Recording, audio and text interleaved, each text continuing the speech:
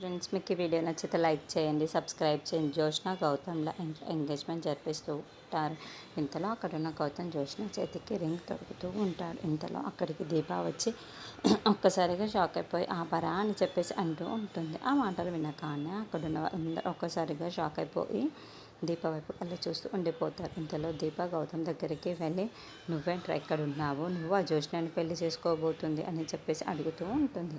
ఆ మాటలు వినగానే అక్కడున్న గౌతమ్ అయితే ఒక్కసారిగా షాక్ అయిపోయి, ఏంటి ఇది ఇక్కడికి వచ్చింది, ఇప్పుడు నా మొత్తం గుట్టు మొత్తం బయట పెట్టేస్తుందా ఏంటి అని చెప్పేసి భయపడుతూ ఉంటాడు. ఇంతలో అక్కడున్న గౌతమ్ మాత్రం దీప వైపుకు చూసి, ఎవరు నువ్వు అని చెప్పేసి అడుగుతూ ఉంటాడు. ఆ మాటలు వినగానే అక్కడున్న దీప మాత్రం, నేను ఎవరో నీకు తెలియదేంట్రా, ఎందుకురా ఇలా మాట్లాడుతున్నావు, నువ్వు ఎంతమంది అమ్మాయిల్ని మోసం చేశావో నాకు తెలిసిరా అని చెప్పేసి అంటూ ఉంటుంది. ఆ మాటలు వినగానే అక్కడున్న వాళ్ళందరూ అయితే ఒక్కసారిగా షాక్ అయిపోయి దీప వైపుకు చూస్తూ ఉండిపోతారు. ఇంతలో అక్కడున్న గౌతమ్ మాత్రం చాలా భయపడుతూ ఉంటాడు.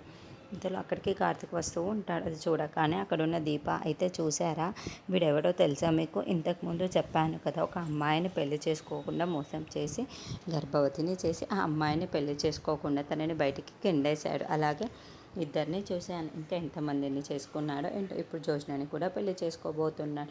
వీటితో పెళ్ళికి ఎలాగైనా జోష్ని కాకుండా నేను చూసుకుంటాను అని చెప్పేసి అంటూ ఉంటుంది. ఆ మాటలు వినగానే అక్కడ ఉన్న వాళ్ళందరూ చాలా కంగారు పడిపోతూ ఉంటారు. ఏంటి దీప చెప్తుంది నిజమా అని చెప్పేసి సుమిత్ర అనుకుంటూ ఉంటుంది. ఇంతలో అక్కడున్న గౌతమ్ మాత ఏం మాట్లాడుతుంటారు, మీరు నేనెవరో మీకు తెలుసా, మీరెవరో నాకైతే తెలియదు అని చెప్పేసి అంటూ ఉంటాడు.